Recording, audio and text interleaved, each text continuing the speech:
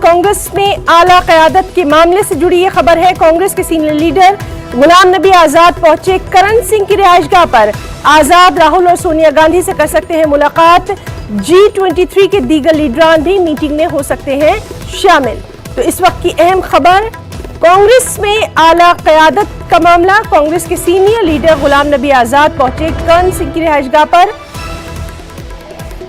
गुलाम नबी आजाद राहुल गांधी और सोनिया गांधी से मुलाकात कर सकते हैं। G23 के दीगर लीडरान भी मीटिंग में शामिल हो सकते हैं। तो लगातार जिस तरह से हम देख रहे हैं कि मीटिंग्स का सिलसिला G23 ग्रुप में जारी है और उसके बाद से लगातार जो कांग्रेस की आला कमान है वो भी हालात पर नजर रखे हुए है। लगातार मीटिंग्स हो रही है, बातचीत हो रही है। क्या कुछ इसमें निकलकर सामने आएगा, उससे भी हम आपको वाकिफ करवाएंगे।